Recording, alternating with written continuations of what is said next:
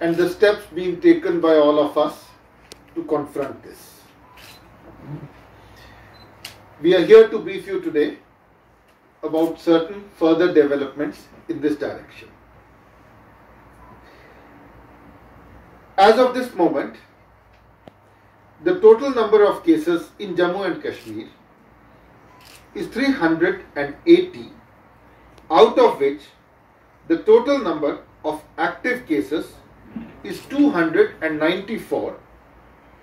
256 of these are in the Kashmir division and 38 of these are in the Jammu division.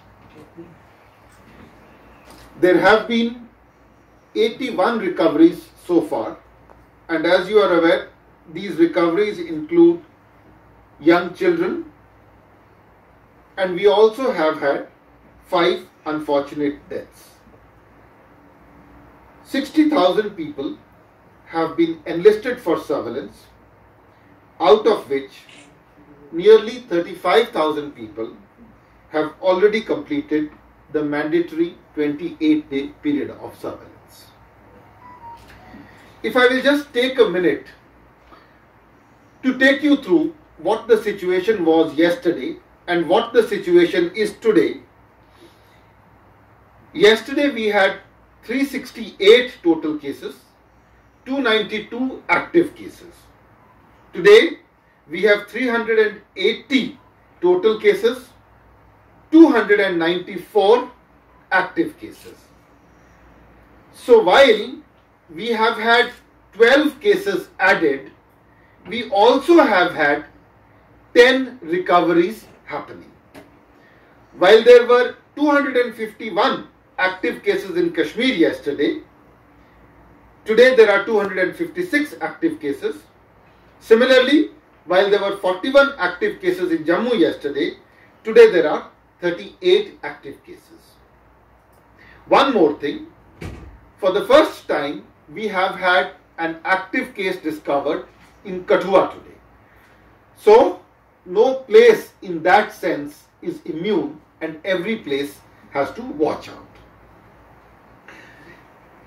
Based on the results that we have been receiving about the number of active cases and other parameters, 5 districts, Bandipur, Baramulla, Kupwara, Srinagar and Jammu, have been identified as hotspots in Jammu and Kashmir.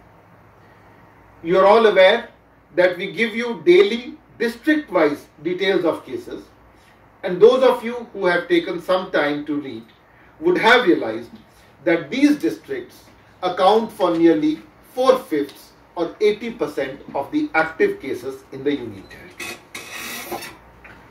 Similarly, 92 areas have been identified and designated as red zones in the Union Territory. 14 of these are in the Jammu division and 78 are in the Kashmir division. These red zones will be under stricter restrictions, restrictions on movement, extra surveillance and enhanced testing. We are acutely conscious of the fact that this is an inconvenient process, and people in red zones, hotspots and containment areas do face restrictions and difficulties.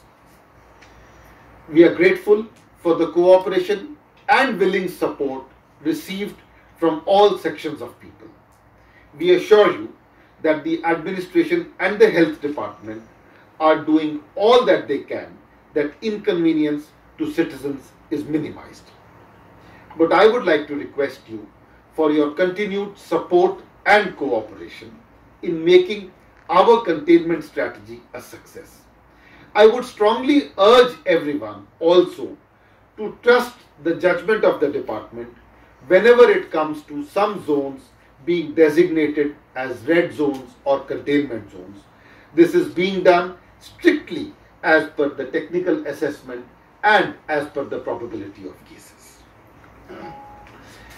So where are we on the overall COVID situation? Many of you may want to find out this. As I mentioned in one of my tweets yesterday, there is certainly a case for some reassurance and some respite, but no case for complacency. The daily positivity rate is showing a downward trend. The rate of doubling of positive cases has decidedly slowed down. In fact, the time it takes to double the cases in the Union Territory of Jammu and Kashmir is probably among the highest in the entire country. And I am sure many of you would have seen a report this morning which showed Jammu and Kashmir and Kerala as the two states or Union Territories which had succeeded in slowing down, made possible due to the cooperation of the people in enforcing a very, very effective lockdown, social and physical distancing measures, and proactive contact tracing, leading to early detection of cases, asymptomatic cases, and their isolation to arrest the transmission of the disease. The testing rate in Jammu and Kashmir currently stands at 703 per million, again one of the highest in the country. I am sure many of you would recall that when we had met you last time, around 10 to 12 days ago, the testing rate was 77.5 per million in Jammu and Kashmir. We have succeeded in ramping up the testing rate by almost 10 times. You are also aware that we were among the first in the country to have our own testing facilities. Since then, we have been continuously ramping up our facilities. When we started testing locally, our capacity was merely 50 tests a day. The number of samples tested yesterday was more than 700, and we are looking at achieving shortly a capacity of more than 1,000 tests per day in our 4 ICMR accredited labs. We are doing two things. We are enhancing the testing capacity of these labs. We are also trying to add more labs so that not only do we have more labs for testing, each of these labs is testing more samples per day. We are doing this through a variety of means. Getting more manpower, getting more machines, getting automatic machines, and ensuring that the supply chain of all the reagents required for testing is continuously maintained.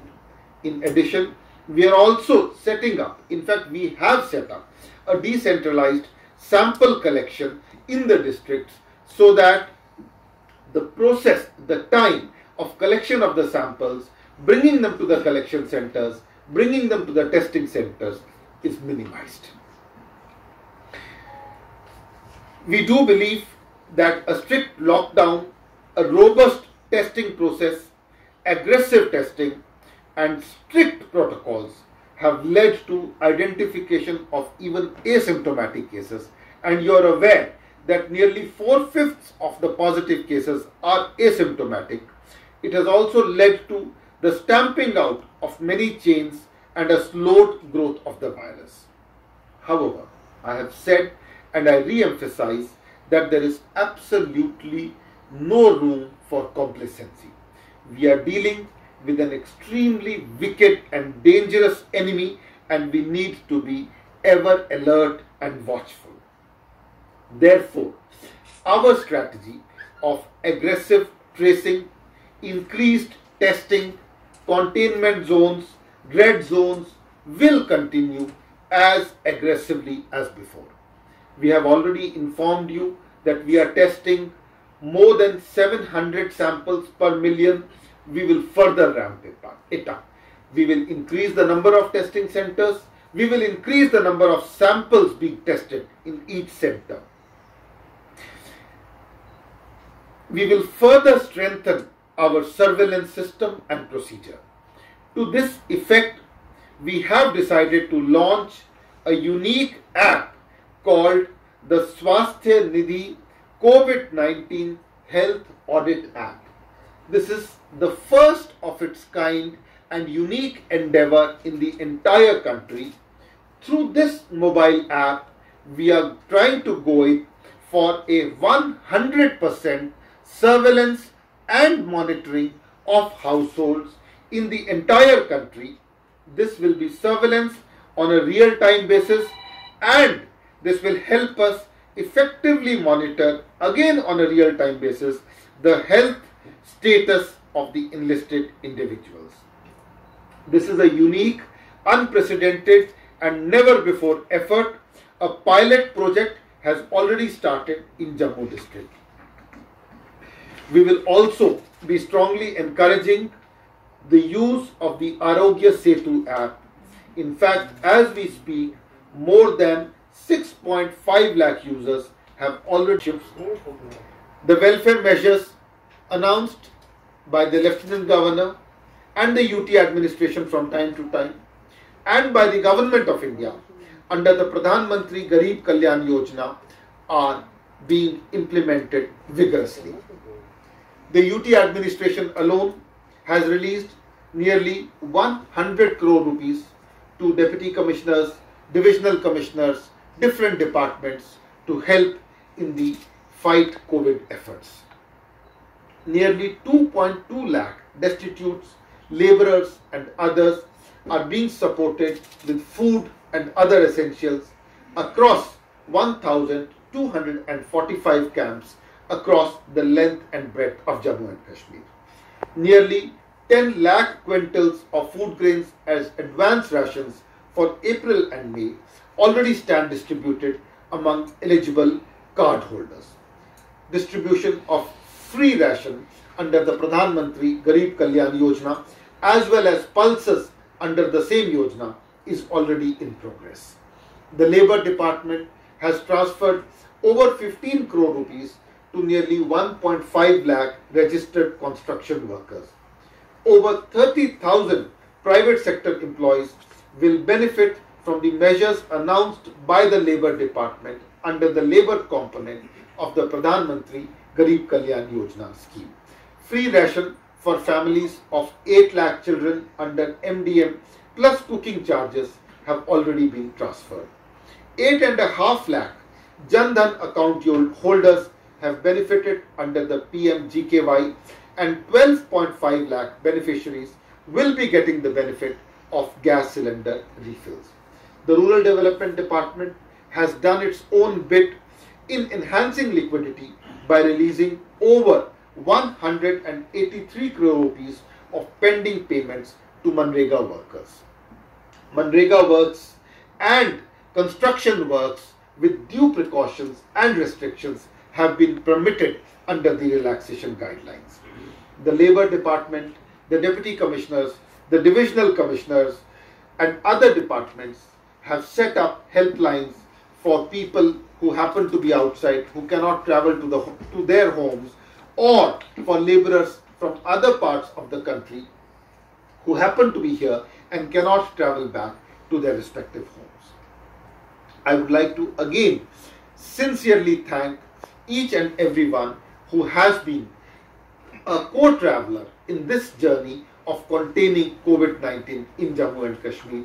This includes health professionals of all kinds, doctors, paramedics, all the support staff, frontline workers, sanitary workers, workers of essential services, all kinds of administrative staff, police, administration, general public, media. Among the most effective and having the strict protocols, as I said, even at the cost of some inconvenience. And I reiterate that this policy of tracing, aggressive tracing, strict testing, effective tracking will continue. In fact, we will add on to it, as I said, through the Swasthya Nidhi Health app, which will help us in 100% surveillance. As I speak, we must place on record the tremendous cooperation of practically every section of the people.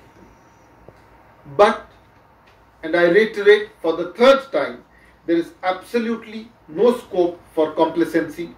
Therefore, we need continued cooperation and in the same spirit. Our self-restraint and discipline must continue. We had put out an advisory in the newspapers where we had suggested that even though after 20th, which is Monday, some essential and basic services have been permitted, but even if you have been allowed, please go out only if you must, only if it is absolutely necessary. And even if you do go out, if you need to go out, please ensure that all the advisories and precautions are fully followed. The use of masks have been made mandatory. VI household will get free mask free of cost. Others will get it at a subsidized cost. Please use it. Please also follow all other advisories. There is absolutely no scope for complacency. In this connection, religious leaders, thought leaders, influencers, all have been making continuous and renewed appeals to the people to follow advisories, stay at home, avoid all gatherings, including religious gatherings. I also urge all of you to pay heed to them. Gatherings literally serve as oxygen for the spread of the virus. They are prohibited. They must be avoided at all costs, including